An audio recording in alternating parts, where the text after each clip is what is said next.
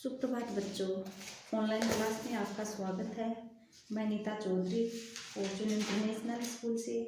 तो बच्चों, हम हिंदी का 16 चैप्टर पढ़ रहे थे, पानी की कहानी। ओस की जो बूंद है वो कहाँ से कहाँ तक पहुँच गई, वो अपनी कहानी बताती है, जिसके हमने 6 गद्यांश पढ़ लिए थे। आज हम आगे का चैप्टर पढ़ते हैं। हे उनके वंशज, अपनी भयावह लपटों से अब भी उनका मुख उज्जवल किए हुए, यानी पुरखे, वंशज जो पूर्वज थे, और उज्जवल का मतलब होता है चमक। अब है उनके वंशज अभी भी भयावह लपटों से, उनका मुख उज्जवल किए हुए हैं, चमक है अभी भी। हाँ, तो मेरे पुरखे बड़ी प्रसन्नता से सूर्य के धरातल पर नाचते रहते थे। एक दिन की बात है कि दूर एक प्रचंड यानी तेज प्रकाश यानी रोशनी पिंड दिखाई पड़ा। उनकी आंखें चौंधी आने लगी। ये पिंड बहुत बड़ी तेजी से सूर्य की ओर बढ़ रहा था। ज्यों-ज्यों पास आता जाता था, उसका आकार बढ़ता जाता था। ये सूर्य से लाखों गुना बड़ा था। उसकी महान आकर्षक शक्ति से हमारा सूर्य कांप उठा। ऐसा ज्ञात हुआ कि ग्रह राज से टकराकर हमारा सूर्य चूर्ण हो जाएगा। वैसा न हुआ। ये सूर्य से सहस्रों यानी हजारों मील दूर से ही घूम चला, परंतु उसकी भीषण आकर्षक शक्ति के कारण सूर्य का एक भाग टूटकर उसके पीछे चला। सूर्य से टूटा हुआ भाग इतना भारी खिंचाव संभाल न सका और कई टुकड़ों में टूट गया। उन्हीं में से एक टुकड़ा हमारी पृथ्वी है। हमारी ये जो धरती है, ये प्रारंभ में एक बहुत बड़ा आग का गोला थी। शुरू में ये पृथ्वी थी, ये बहुत ज़्यादा तेज गर्म थी। ऐसा है, परंतु उन लपटों से तुम पानी कैसे बनी? तो लेखक कह रहा है ओस की बूंद से कि इतनी तेज गर्मी होने पर पृथ्वी पर तुम पानी कैसे बनी? तो ओस की बूंद कहती है, मुझे ठीक पता नहीं है। हाँ, ये सही है कि हमारा ग्रह ठंडा होता चला गया, और मुझे याद है कि अरबों वर्ष पहले मैं इंद्रजन यानी हाइड्रोजन और ओसजन यानी ऑक्सीजन के रासायनिक क्रिया के कारण उत्पन्न हुई हूँ। उन्होंने आपस में मिलकर अपना प्रत्यक्ष अस्तित्व गवा दिया और मुझे उत्पन्न किया है। मैं उन दिनों भाप के रूप में पृथ्वी के चारों ओर घूमती फिरती थी। उसके बाद न जाने क्या हुआ। जब मुझे होश आया तो मैंने अपने को ठोस बर्फ के रूप में पाया।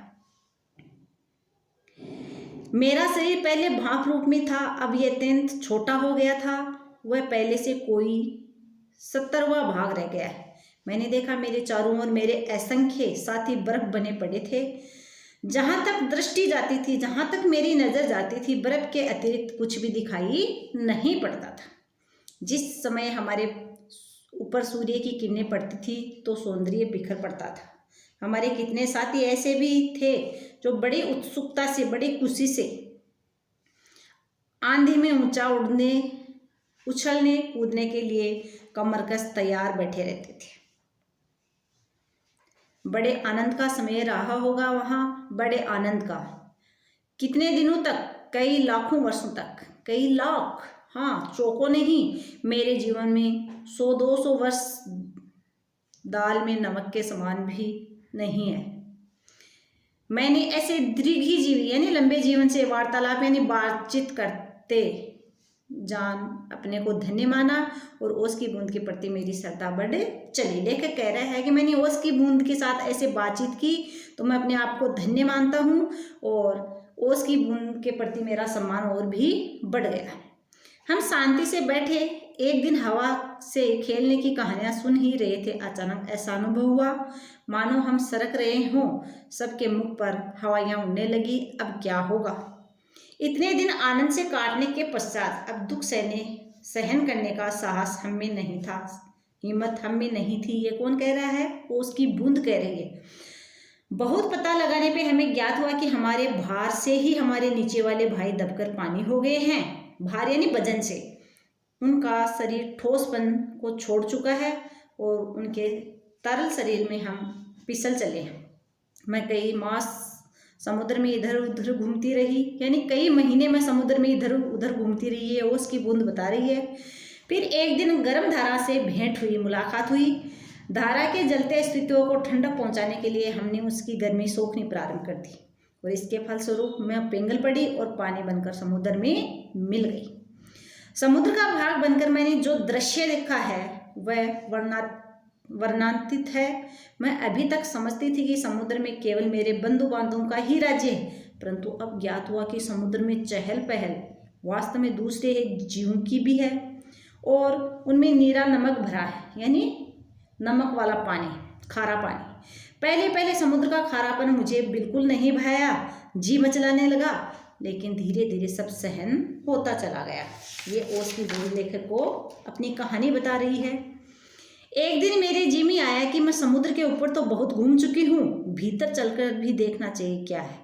इस कार्य के लिए मैंने गहरे पानी में जाना प्रारंभ कर दिया। मार्ग में मैंने विचित्र विचित्र जीव देखे। समुद्र में अनेक प्रकार के जीव जंतु रहते हैं। मैंने अत्यंत धीरे धीरे रेंगने वाले घोंगे, जालीदार मछलियाँ, कई मन भारी कछुए और हाथों वाली मछलियाँ देखी। एक मछली ऐसी देखी जो मनुष्य से कई गुना लंबी थी। उसके 8 हाथ थे। वह इन हाथों से अपने शिकार को जकड़ लेती है, यानी कैद कर लेती है। मैं और गहराई की खोज में किनारों से दूर गई तो मैंने एक ऐसी वस्तु देखी कि मैं चौंक पड़ी। अब तक समुद्र में अंधेरा था। सूर्य का प्रकाश कुछ ही भीतर तक पहुंच पाता था और बल लगाकर, ताकत लगाकर देखने के कारण मेरे नेत्र दुखने लगे, आंखें दुखने लगी। मैं सोच रही थी कि यहाँ पर जीवों को कैसे दिखाई पड़ता है, कैसे दिखाई पड़ता होगा कि सामने ऐसा जीव दिखाई पड़ा मानो कोई लालटेन लिए हुए घूम रहा हो। ये उनकी आंखें चमक रही हैं जीवों की। ये एक अत्यंत सुंदर मछली थी। इसके शरीर से एक प्रकार की चमक निकलती थी जो मुझे मार्ग दिखलाती थी। इसका प्रकाश देखकर कितनी छोटी छोटी अनजान मछलियाँ इसके पास आ जाती हैं और ये सब भूखी होती थी तो पेट भरकर उनका भोजन करती थी।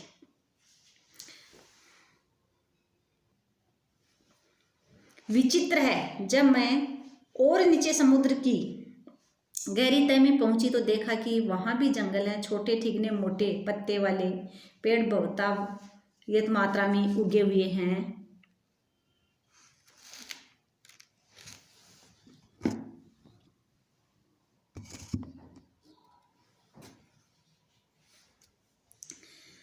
वहां पर पहाड़ियां हैं, घाटियां हैं। इन पहाड़ियों की गुफाओं में अनेक प्रकार के जीव रहते हैं जो निकट, अंधे तथा महा आलसी हैं। ये सब देखने में मुझे कई वर्ष लगे। जी में आया कि ऊपर लौट चले, परंतु प्रयत्न करने पर जान पड़ा कि असंभव है। मेरे ऊपर पानी की कोई 3 मील मोटी तह है, परत है। मैं भूमि में घुसकर जान बचाने की चेष्टा करने लगी। ये मेरे लिए कोई नई बात नहीं थी। करोड़ों जलकण इसी भांति अपनी जान बचाते समुद्र का जल नीचे धंसता जाता है।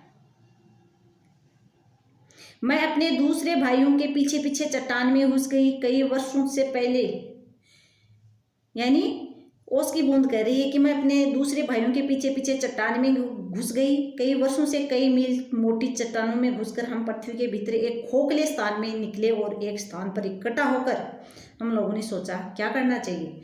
कुछ की सहमति में वहीं पड़ा रहना ठीक था, परंतु हम में कुछ उत्साही युवा भी थे। वे एक स्वर में बोले, हम खोज करेंगे, पृथ्वी के हृदय में घूम घूम कर देखेंगे कि इसके भीतर क्या छिपा हुआ है। ये इसमें बताया गया है कि बूंद आगे अपनी कहानी कहती है कि अपने दूसरे भाइयों के पीछे पीछे चट्टान में घुस गई। और चट्टान में क्यों घुसी? बूंद कहती है कि जब वह और उसके साथी सोचने लगे कि आगे क्या होगा, तब कुछ विचार ये है कि वह पड़े रहना चाहिए, जहाँ रुक जाना चाहिए। परंतु जलकणों में कुछ बहादुर भी कण थे। उन्होंने एक ही स्वर में बोला कि खोज करेंगे। अब वे जमीन में जाकर अंदर घुसकर देखेंगे कि जमीन के अंदर क्या क्या छुपा हुआ है। ये देखने की बात कर रहे हैं। तो ये जो ओस की बूंद है ये अपनी कहानी बता रही है।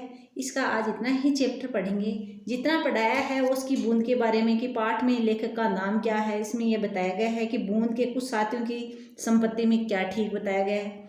एक बार जितना चैप्टर पढ़ाया है उसको आपको पढ़ना है। धन्यवाद।